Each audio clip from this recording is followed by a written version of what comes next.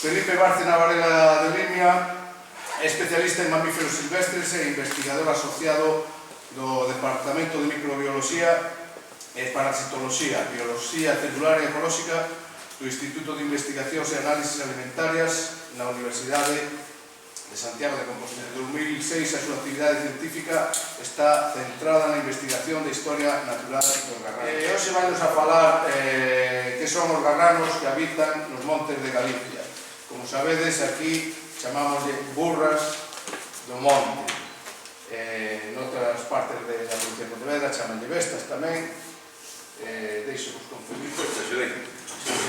En primer lugar, moitas gracias a Silverte pola súa presentación e por haberme dado a oportunidade de dirixirnos a vos falando das cousas que a mí me gustan. Vamos a falar que son os garranos salvaxes que poboan os montes de Galicia. En realidade, e aínda que a primeira vista puderan parecerlos, non son cabalos propiamente ditos. A mí gustame denominalos garranos. Entón, os cabalos non son como os garranos, nin están capacitados para sobrevivir no seu hábitat. Bueno, isto chamoume tanto a atención que o puse en conocimiento da comunidade científica en un congreso internacional que hubo en Granada no ano 2009. E despois, no primer congreso internacional sobre o garrano, se había estudiado bastante máis, entón foi cando xuxerín que aquelo non era a mesma, que non eran cabalos, que tiña que ser unha subespecie, como mínimo unha subespecie. Pois a primeira diferencia, para min a máis importante de todas, é fisiolóxica.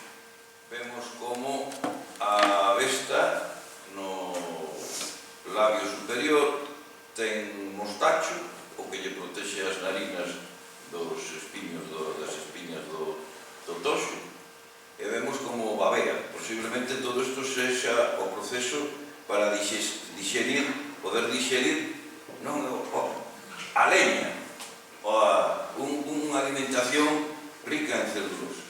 É unha das adaptacións curiosas dos nosos garranos a manterse de toxo, pois é que lle nacen mostachos no beizo superior. Ademais destas diferencias fisiolóxicas que, como digo, considero que son as máis importantes, tamén existen diferencias ecolóxicas entre os garranos e os cabalos de hábitat.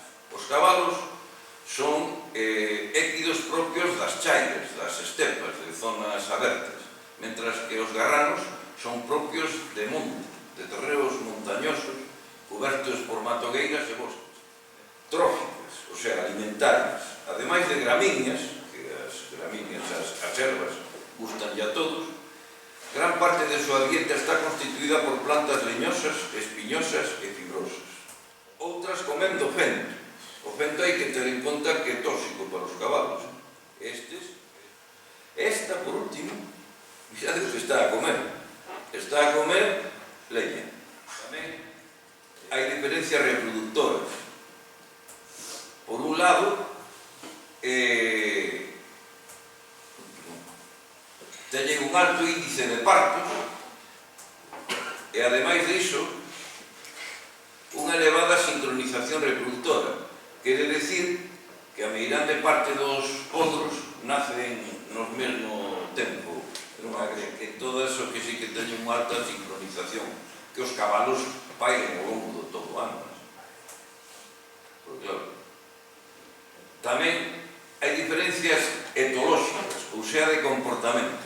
Unha cousa curiosísima dos garranos, pero que ademais que é propia deles, non xa diferencia dos cabalos, é unha diferencia que teñen co resto dos équidos, e que son territoriais. Aquí vemos, como non podía ser de outro xeito, tamén existen diferencias morfolóxicas. Estas diferencias son consecuencia, algunhas delas, do propio hábitat donde viven. Teñen unha morfoloxía adaptada a terreos de montaña. Teñen escasa alzada, pero corpo proporcionalmente longo. Con isto que consiguen? Pois ter o centro de gravedade máis baixo para moverse con máis seguridade por sitios problemáticos de monte. extremidades curtas e fortes, cascos pequenos e moi duros, son malas de perrar, esporóns poboados para protexer os menudillos dos golpes das pedras e cuartelas curtas. Tamén teñen morfoloxía adaptada para vivir en áreas de mato espeso. Aquí vemos as aves, teñen orellas pequenas en relación a outros cabalos, como xa dixeron os fortes mostachos no beizo superior, un ventre abuntado que é necesario para poder procesar esa alimentación tan rica en celulosa,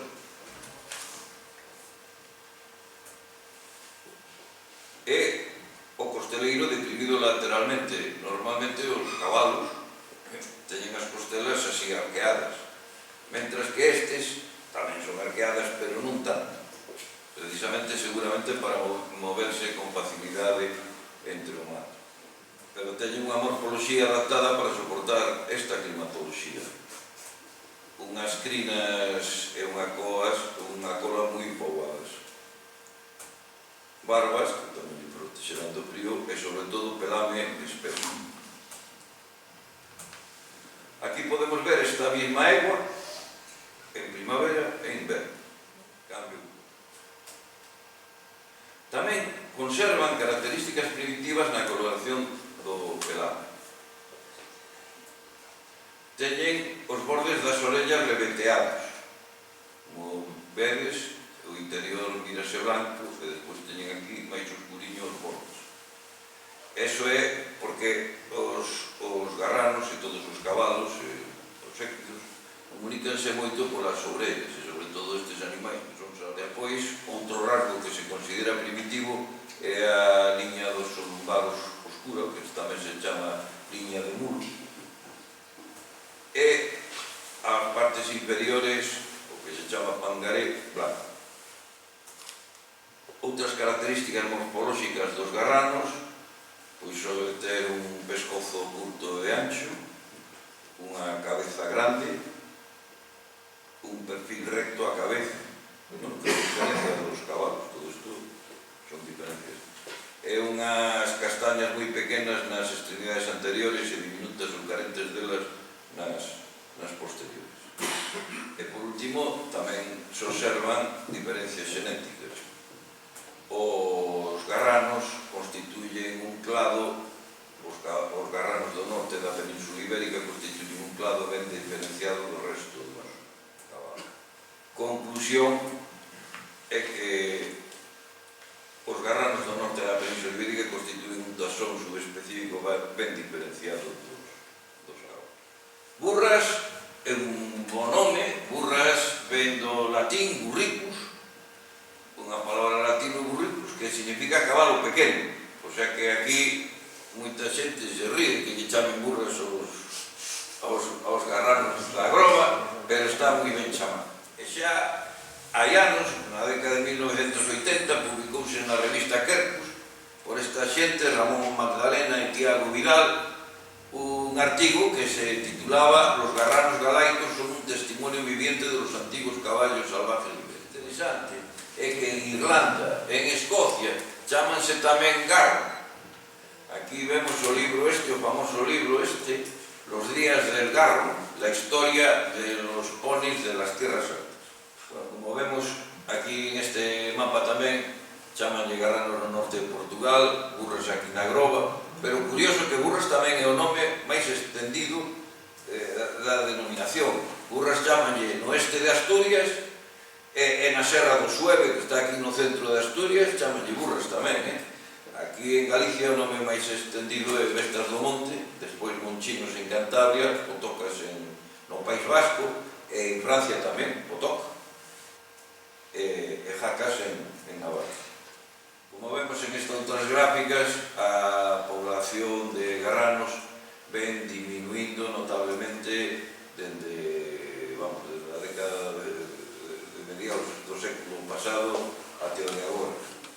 En canto a ecotipos, Luis Iglesias, que foi un veterinario que fixo a tesi doctoral sobre os garranos, foi o primeiro que lle chamou a atención estes animais. Bueno, pois o caso é que este home xa describira 3 ecotipos ou razas, diferentes en Galicia: a dos Montes da Groba, a do centro e as do norte. Bueno, aquí podemos ver fotos de todos eles. Os do Monte da Groba son os máis pequenos, de coloración oscura. Os do tipo central serían os do norte de Portugal, sistema central dorsal galega e oeste de Galicia. E despois os do norte, que son os de máis alzada, ademais teñen capas tamén máis variadas. Constituen a única poboación de cabalos xenuinamente salvaxe actualmente que queda no mundo. Os únicos cabalos verdadeiramente salvaxes que quedan no mundo son os nosos raros. Particularmente hai 2 especies: Equus presbalski e Equus ferus. E de Equus ferus podemos distinguir 3 subespecies recientes: Equus ferus, o tarpán, que extinguiuse, como digo, no século pasado; Equus ferus caballos, que sería o cabalo doméstico; Equus ferus sp atlánticus, que sería noso garrano. E o que decía eu, por que nosos garranos somos os únicos cabalos genuinamente salvaxes do mundo? Aquí temos o que é máis interesante aínda, é o traballo xenético do ano 2011, que puxo de manifiesto que o norte da Península Ibérica, así como as estepas do sur do Casco, son os 2 puntos de onde procede o cabalo doméstico. E, por último, e non menos importante que as cuestións anteriores, é que son unhos axentes esenciais no mantemento de determinados hábitats naturais do norte da Península Ibérica. A principal ameaza que compromete a existencia futura dos garranos salvaxes é a negación por parte das distintas administracións autonómicas de recoñecer o carácter silvestre e ancestral das poboacións de garranos que aínda sobreviven en liberdade nas montañas do norte da Península Ibérica, e o seu empeño en asimilalos ao gamo. Ademais, o artigo 28 do decreto tal de identificación e ordenación zoosanitaria de equinos en Galicia, referente ao destino dos animais mostrencos, que por extensión afecta os garranos salvaxes, di: os équidos capturados, non identificados e non reclamados consideranse mostrencos para todos os efectos. A autoridade municipal competente poderá decidir, despois dunha resolución motivada, a venda dos animais en poxa pública, a entrega gratuita a espazos de acollida con capacidade de recepción ou o seu envío ou sacrificio en matadoiros autorizados co destino final a destrucción deses animais. Así andamos. E despois, segundo esa mesma legislación, os garranos terían que dispor de permiso de cada unha das comunidades de montes para vivir onde sempre viviron, senón serán considerados mostrencos. Aquí vedes o monte este, mirades que aquí diante de nós hai unha grea e ali no fondo hai outra. Bueno, pois son dous concellos distintos e teóricamente aqueles non poden pasar por aquí e estes non poden pasar por aquí. Sin embargo, non obstante, o regulamento da Comisión e a súa transposición á legislación española da Comunidade Europea, quería decir, no artigo 11 dice: excepcións e identificación de determinados équidos que viven en condicións silvestres ou semisilvestres. A autoridade competente poderá exceptuar do sistema de identificación establecido as poboacións definidas de équidos que vivan en condicións de silvestres ou semisilvestres en determinadas áreas. A Xunta non o quiso facer, que é a que ten competencia.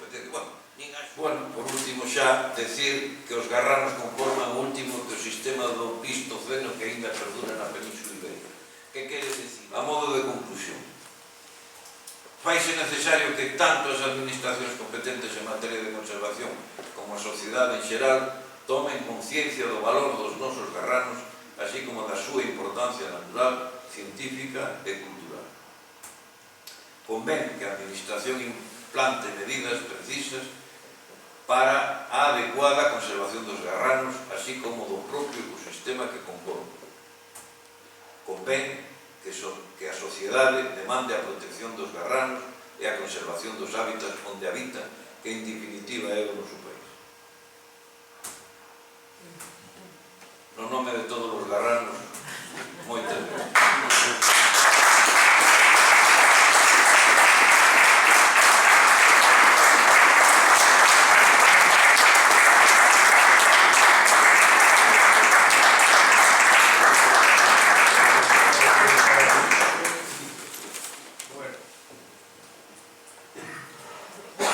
Me digas que non tedes, non vos expliquei tamén todo.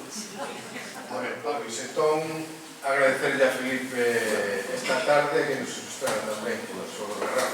Gracias, bueno, vou dar gracias, bueno, pois a ti e a todos os amigos aquí do Instituto de Estudios Millorais por haberme invitado. Gracias a todos, boa noite.